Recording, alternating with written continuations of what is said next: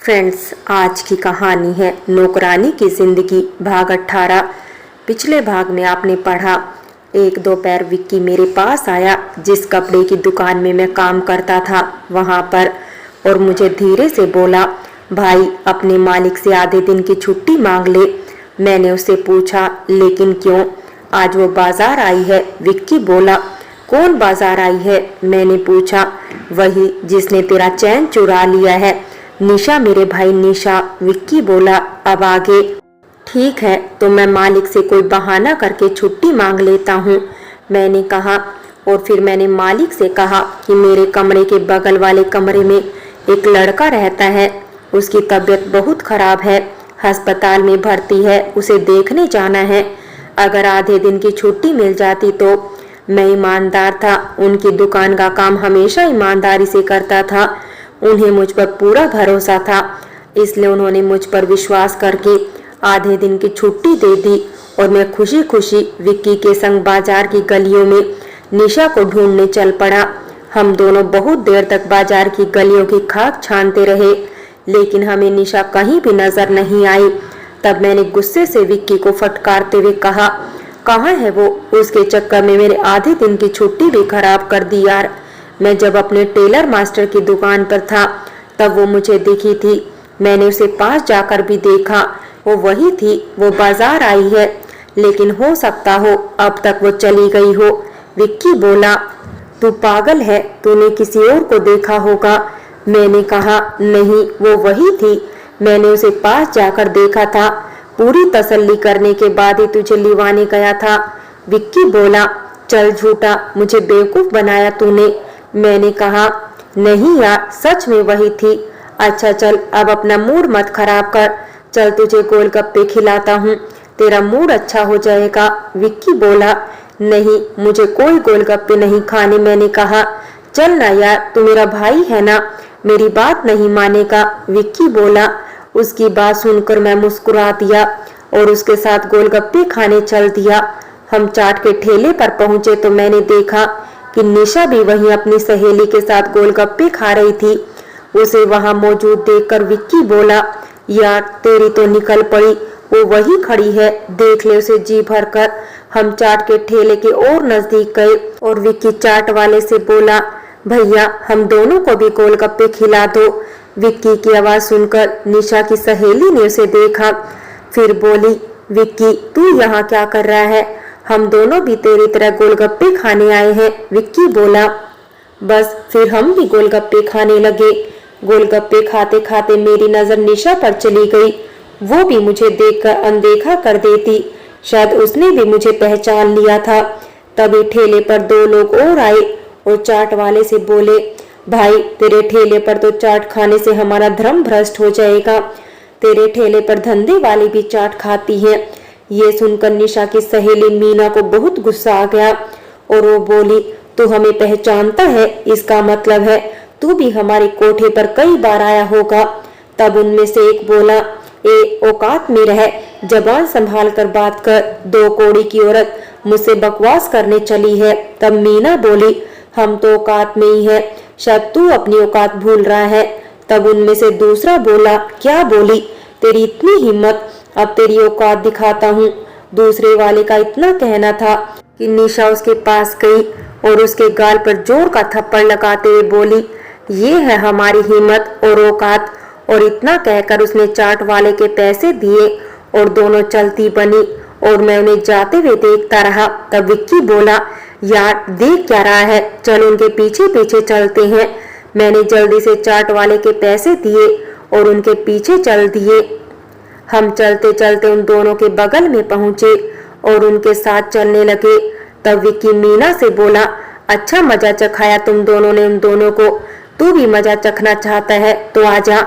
मीना बोली, ना, हम दोनों तो तुम्हारी तारीफ करने आए थे। विक्की बोला, अब तारीफ हो गई हो तो यहाँ से चलते बनो। निशा बोली, आप तो बुरा मान रही हैं जी, हम दोनों तो यूं ही चले आए थे आप दोनों के पीछे। मैंने कहा, तू वही है ना जो उस दिन मेरे कपड़े देने आया था? निशा बोली, जी हाँ, ये वही है, और उस दिन से तुम्हें देखकर अपनी सुध बुध खो बैठा है, कहता तुमसे प्यार हो गया है इसे। विक्की बोला, क्या यार कैसी बातें कर रहा है। मैंने विक्की से कहा, हम धंधे वालियों से सबको मोहब्बत हो जाती है, लेकिन केवल एक रात के लिए, एक रात के बाद वो मोहब्बत छू भी हो जाती है। निशा बोली, नहीं जी, ये तुमसे सच्ची मोहब्बत करता है। विक्की बोला। विक्की की बात सुनकर निशा हंसी, फिर बोली, रात को मेरे पास आने वाला हर इंसान दारू पीकर यही कहता है, हम धंधे वालियां हैं, हमारे नसीब में सच्ची मोहब्बत कहाँ है। लेकिन मैं आपसे सच में प्यार करने लगा हूँ, मैंने कहा। तब निशा बोली, फालतू की बातें मत कर, किसी शरीफ लड़की से शादी करके अपना घर बसा ले। और इतना कहकर वो मीना के साथ निकल गई। तब विक्की बोला, यार बड़ी सख्त है, पिंगली ही नहीं, शायद हालातों ने उसे ऐसा बना दिया है। मैंने कहा, हाँ यार, बहुत दुख झेले होंगे बेचारी ने, शायद इसीलिए इतनी पत्थर दिल हो गई है। विक्की बोला, जैसी वो बाहर से दिखती है वैसी वो भीतर से नहीं है। उसके पत्थर दिल को मैं पिघलाकर ही दम लूंगा, उसके भीतर भरे गमों को मैं निकाल कर ही रहूंगा। मैंने कहा, भाई लेकिन उससे अब तू मिलेगा कहाँ, आज तो वो तुझे इत्तेफाक से मिल गई। विक्की बोला, तू अपना काम मुझे दे दे कुछ दिनों के लिए। मैंने कहा, लेकिन वो रोज रोज थोड़ी ना कपड़े सिलवाती होगी। विक्की बोला, कोई बात नहीं, मैं खाली बंडल लेकर चला जाऊंगा उसके पास में।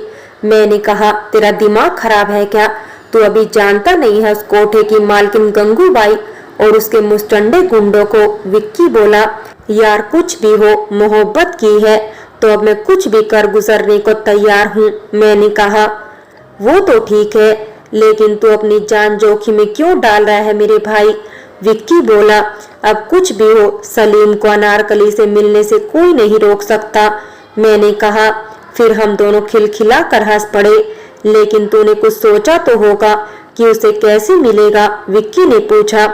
मैं सोच रहा था क्यों ना हम दोनों रात को उस कोठे में जाएं। मैंने कहा, तू पागल हो गया है क्या, पता है कितना रुपया मांगती है गंगूबाई एक लड़की से मिलने का, जो शायद हमारी 1 महीने की कमाई हो।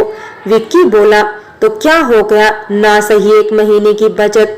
मैंने कहा, तू तो सच में दीवाना हो गया है भाई, मेरे पास तो इतने रुपए नहीं है, तेरे पास हो तो तू चला जा। विक्की बोला, यार मैं तेरे रुपए भी दे दूंगा, बस तू मेरे साथ चलने के लिए हाँ कह दे। मैंने कहा, कहाँ से लाएगा इतने रुपए, अपनी किडनी बेचकर। विक्की बोला, इतनी बचत मैंने करके रखी है। मैंने कहा, और कभी बाद में रुपयों की जरूरत पड़ी तो फिर कहाँ से लाएगा, विक्की ने पूछा। तू भविष्य की छोड़, बस अभी की चिंता कर। मैं बोला, तू पगला गया है उस निशा के पीछे और कुछ नहीं, तेरी बुद्धि भ्रष्ट हो गई है, कुछ भी कर रहा है, कुछ भी बोल रहा है। विक्की बोला, यार प्यार हो गया है उससे, मैं उसे नरक से आजाद करवाना चाहता हूँ। मैंने कहा, भाई वो धंधे वाली है, एक बदनाम लड़की, तो उसे वहां से नहीं छुड़वा सकता। और फिर एक बदनाम लड़की को अपनी दुल्हन बनाएगा तो लोग क्या कहेंगे। विक्की बोला, कुछ नहीं कहेंगे, जब उस लड़की को उस दलदल में घसीटा गया था तब कहाँ थे ये लोग। मैंने पूछा, भाई तुझे समझाना बड़ा मुश्किल है, मैं तो हार मानता हूँ तुझसे। विक्की बोला, और इसी में तेरी भलाई है। मैंने कहा, ठीक है भाई, तू जीता मैं हारा, तो कब चलना है निशा से मिलने। विक्की ने पूछा, आज रात ही चलते हैं ना। मैंने कहा, तुझ में धीरज नाम की कोई चीज है या नहीं, आज ही जाएगा तू। विक्की बोला, हाँ, और तू भी मेरे साथ चलेगा। मैंने कहा, चल भाई, तू ही चला ले अपनी, मेरा क्या है, जहाँ तू बोलेगा वहां चल पड़ूंगा तेरे साथ में।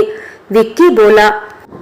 और फिर उस बहस के बाद खाना पीना खाकर उसी रात को हम दोनों गंगूबाई के कोठे पर पहुंचे।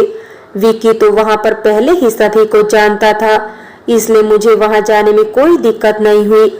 विक्की ने गंगूबाई से कहा, मौसी इस छोकरे को लड़की चाहिए तो जाकर पसंद कर ले। गंगूबाई बोली, ना मौसी, इस छोकरे को तो निशा के पास जाने का है। विक्की बोला, उस छोकरी के पास जाने का रोकड़ा है तेरे पास में, क्योंकि उस छोकरी के मैं ज्यादा पैसे लेती हूँ। गंगूबाई बोली, है ना मौसी, रोकड़ा इसके पास में। विक्की ने रुपए दिखाते हुए कहा, तो रोकड़ा ला और चला जा उसके पास में। गंगूबाई बोली, फिर तू जा भाई। विक्की बोला, और तुझे किसके पास जाने का है? गंगूबाई ने विक्की से पूछा। मैं मीना के पास चला जाऊंगा। विक्की बोला, दोनों अपना अपना रोकड़ा दो और जाओ यहाँ से, मेरा माथा मत खाओ। गंगूबाई बोली। और फिर गंगूबाई ने मुझसे रुपए लेकर निशा का कमरा नंबर बताया, जो कि मुझे पहले से मालूम था। विक्की भी चुपचाप रुपए देकर मीना के कमरे की ओर बढ़ गया और मैं भी चुपचाप निशा के कमरे में चला गया। मैंने पहले दरवाजे पर दस्तक दी तो वो बोली, नाटक क्या कर रहा है, चुपचाप भीतर चला आ। मैं दरवाजा खोलकर जैसे ही उसके कमरे में दाखिल हुआ तो वो अपने कपड़े संभालते हुए बोली, तू यहाँ पर? बाजार में तो बड़ा भोला बन रहा था, ये शौक भी पाल रखा है तूने? जी नहीं, मैं तो केवल आपसे मिलने आया हूँ, मैंने कहा। लेकिन क्यों? मुझे तुमसे कोई बात नहीं करनी, तुम जाओ यहाँ से, किसी ने देख लिया तो तुम्हारी शामत आ जाएगी।